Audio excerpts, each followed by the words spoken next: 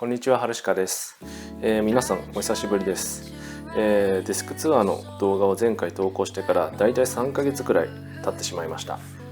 個人的にですね、転職したり引っ越ししたり、YouTube にかける時間がなかなか作れなかったんですけれども、最近やっと落ち着いてきたので、また動画をいろいろ作ってあげていきたいと思います。これからの動画もですね、ぜひ見てもらえたら嬉しいなと思います。前置きはこのぐらいにして早速本題に入っていこうと思うんですけれども、今回は今ちょっとお話しした通りですね、引っ越しをしましてちょうどいい機会なので新居のルームツアーをやってみたいと思います。家の間取りは 1LDK で広さはだいたい40平米くらいです。3ヶ月後くらいから2人暮らしの予定なんですけれども、とりあえず今は1人暮らしをしています。なので現状としてはかなりスペースに余裕がある状態です。2人暮らしが始まってまた家具とか増えてきたら改めてルームツアーをもう一回やろうかなと思ってます。とりあえず今回は1人暮らしのルームツアーということでやっていきたいと思います。はい、では早速玄関から見ていきましょう。玄関の扉にはマグネットで収納をいくつかつけてあります。まず中央にあるのが山崎実業のマグネットでつけるタイプのマスクホルダーです。外出する時にはここからマスクを取り出していつもつけてます。その上には小物もちょっと置けるようになっていて、いつも身につけている時計とそれからバングルを置いてあります。マスクホルダーの隣にはマグネットフックが2つくっつけてありまして、家の鍵と自転車の鍵をかけてあります。そして右下の方にあるのが、これも山崎実業のアイテムなんですけれども、マグネットでつけるタイプの傘立てになってます。普通の傘と折りたたみ傘をここに収納してあります。この家の玄関にはオープンシューズクローゼットがありまして、ここがかなり広いので靴以外にもいろいろと収納してあります。靴はスニーカーが2足、革靴が3足、サンダルが1足の合計6足あります。続いて奥の方を見ていくんですけれども、まず僕が毎日使っているバッグが置いてあります。その下にはニューアーとロゴが入っている黒いバッグがあるんですけれども、これには撮影用のライトが入ってます。その下の段には撮影用の三脚とかライトスタンドを普段は置いてあります。ニューアーのライトの横にあるのは無印良品のトタンボックスです。この中には靴磨きの道具一式と、あと自転車の整備用品が入ってます。玄関はこんなところで、続いて玄関から家に上がってすぐ左にある洗面所を紹介していきたいと思います。洗面所には洗濯機と洗面台と、その先にバスルームがあります。この洗濯機は引っ越しに合わせて新しく購入したシャープのドラム式洗濯機で、他のドラム式洗濯機に比べると小型でかつ安いんですけれども、機能的には必要十分で個人的にはとても満足しています。基本的にこれで乾燥までかけてしまうので、洗濯物を干すってことはめったにないですね。天気とか時間とかそういったものに関係なく洗濯できるので、本当に便利で乾燥機付きのドラム式にしてよかったなと思ってます。洗濯機の上には備え付けの棚が一つありまして、ここに脱いだ服を入れるためのバスケットと、あと洗剤とか柔軟剤を置いてあります。続いてその隣の洗面台なんですが、ここは特に変わったものはないですね。ハンドソープとブラウンの電動歯ブラシ、鏡の後ろが収納になっていて、中には化粧水と洗顔と歯磨き粉と、あと替えのブラシ、それからマルジェラの香水とかブラウンのシェーバーとか、あと充電器とかそういったものが入ってます。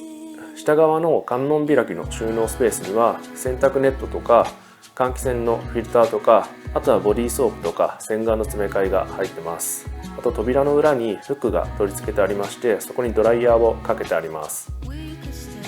続いて洗濯機と洗面台とは逆側の壁の方なんですけれども、そこに IKEA で購入したロースコグというワゴンが一つ置いてあります。ここにはバスタオルとフェイスタオルを収納してあります。バスルームからすぐ手が届く範囲にバスタオルをかけたりですね、置いたりする場所が全くなくて、それが不便だったので少し邪魔ではあるんですけれども、バスルームからさっとバスタオルを手に取れるようになったので便利になったなと思ってます。続いてバスルームを見ていきたいと思います。出入り口にはニトリのケイソードマットが置いてあります。中は普通すぎてですね、特に紹介するほどでもないんですが、ボタニストのシャンプーとトリートメント、それからダブの洗顔とボディーソープ、この4つしか使ってないですね。続いて洗面所を出て正面にトイレがあるんですけれども、これも至って普通のトイレで、上の棚にトイレットペーパーとか、あとは掃除用具とかそういったものが置いてあります。洗面所とトイレのある廊下の先に扉がありまして、その先にキッチンとリビングダイニングがあります。キッチンとリビングダイニングを紹介する前に、スライド式のドアで区切られている向こう側の寝室を先に紹介したいと思います。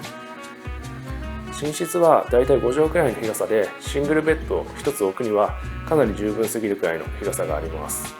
このベッドはアイリスオーヤマのエアリーという厚さ9センチタイプのものなんですけれども、それを2枚重ねてあります。誰かが泊まりに来た時はこれを別々にしてシングルベッド2つにすることができます。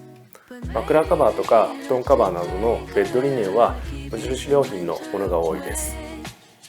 この部屋には天井から物干し用のポールが2本伸びているので、そこに物干し竿を通して洗濯用ハンガーの収納場所にしてあります。あとは一時的に服をかけたりですとか、タオルを干したりですとかあると結構便利に使えます。この部屋には割と大きめのウォークインクローゼットがついてまして、広さ的にはだいたい2畳くらいで、2人だとしても十分すぎるくらいの広さがあって、今1人だとかなり持て余してます。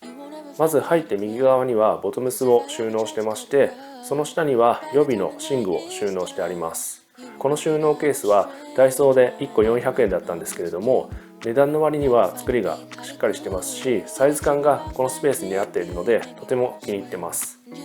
収納ケースの上にはスウェットとかニットとかちょっとかさばるようなものを畳んでおいてあります。で、その隣には段の高さを自由に変えられる備え付けの棚があります。T シャツとか靴下とか防寒具とかそういった衣類を収納してあります。で、一番下には無印良品のファイルボックスに PC 関係のガジェットとか、あとは本などを収納してあります。続いてその後ろ側ですね、入ってすぐ左側になるんですけれども、そこにはシャツとアウターをかけてあります。以前何かの動画で話したことがあると思うんですけれども、ウォータークラシックっていうブランドが好きなので、そこの服が結構多いです。ベルトやバッグ、それからアクセサリーは S 字フックにかけて収納してあります。その下にはコンテナが3つありまして、一番下の大きなコンテナにはガジェット関係の空き箱ですねが入ってます。その上にはハーフサイズのコンテナが2つあるんですけれども、右側のコンテナには書類が入ってまして、左側には薬とか文房具とか結構細かいものを収納してあります。はい、クローゼットはそんなところで、続いて LDK の方に戻ってキッチンスペースを紹介したいと思います。キッチンはカウンタータイプになっていて、後ろの壁側に冷蔵庫と収納棚と、それからゴミ箱が置いてあります。冷蔵庫はシャープの左右どちらからでも開けられる両開きタイプで、今後また引っ越す時のことを踏まえると両開きの方が選択肢が増えていいのかなと思ってこのタイプにしました。その横の収納棚は無印良品のスチールシェルフです。一番上は特に何も置かずにフリースペースにして料理する時に使ったりしています。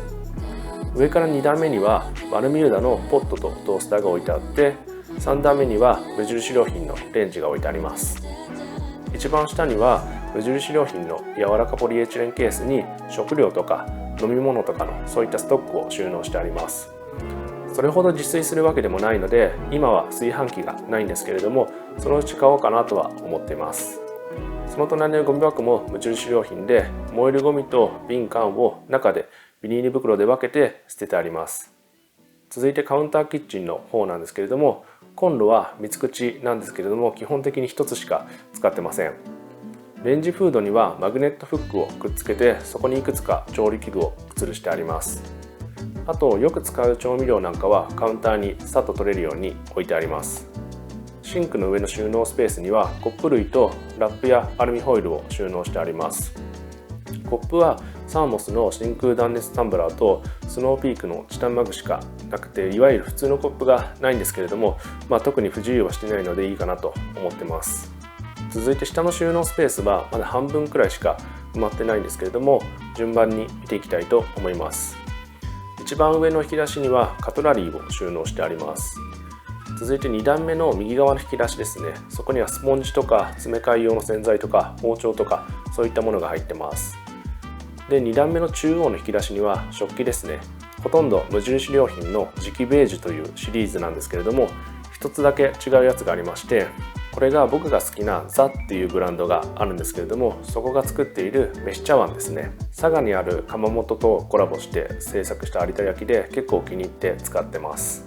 続いて2段目の左側の引き出しになるんですけれども、ここにはティファールのフライパンと鍋、蓋も含めてセットで購入したんですけれども、それを一式入れてあります。一番下の引き出しは真ん中しか入ってないんですけれども、ここにはゴミ箱とかフィルターとかそういった消耗品を入れてあります。キッチンの横に縦長の収納スペースがありまして、ここにはプラスチック用のゴミ箱とペットボトル用のゴミ箱をそれぞれ1つずつ置いてあります。これも無印良品ですね。あと最近購入したシャオミのハンディ掃除機が置いてありまして、これコンパクトな割には吸引力もありますし、何より USB Type-C で充電できるのがめちゃくちゃ便利です。真っ白なデザインも個人的にとても気に入っています。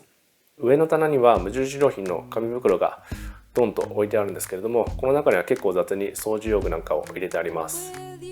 このスペースは本来はロングコートなどを収納するスペースだと思うんですけれども、キッチンからも近いのでゴミ箱を置いた方が便利かなと思ってそうしてます。最後にリビングダイニングを見ていきたいと思います。リビングダイニングといってもですね、 PC デスクがドンと置いてあるだけなので、実質的には作業スペースになってます。デスクの左側に無印良品の収納ケースを重ねたキャビネットとカメラやレンズを保管しておくための防湿庫が置いてあります。キャビネットの中身はよく使う文房具とかガジェット類が収納してあります。リビングの隅っこには一つファイルボックスが置いてありまして、ここにはルーターとネイチャーリモミニ2っていうスマートリモコンを収納してあります。リビングと寝室にあるエアコンとそれから照明はスマホやスマートスピーカーから操作できるようにしてあります。続いてはデスク周りです。家にいる時間のほとんどはこのデスク前で過ごしています。デスク周りについては前の家にいた時に直前のちょうど動画なんですけれども、そこで紹介していて、そこからほとんど変わってないですね。配置が若干変わったのとスピーカーが増えたくらいかなと思います。こだわっているポイントは大きく2つありまして、まず1つはアイテムを白で統一しているということと、もう1つが配線をできるだけ見えないようにしているということです。ちなみに椅子はイーミズチェアのリプロダクト版みたいなのを使ってるんですけれども、今ずっと欲しかったとある椅子を注文して届くのを待っている状態なので、また機会があったら動画で紹介したいと思ってます。はい、いかがだったでしょうか。今回はルームツアーということで新居の中を簡単に紹介してみました。冒頭にも話したんですけれども、3ヶ月後くらいから2人暮らしの予定なので、だいたい半年後くらいにまた2人暮らし版のルームツアーをやろうと思います。なのでぜひチャンネル登録とあとグッドボタンよろしくお願いします。では最後までご視聴ありがとうございました。また次の動画でお会いしましょう。はるしかでした。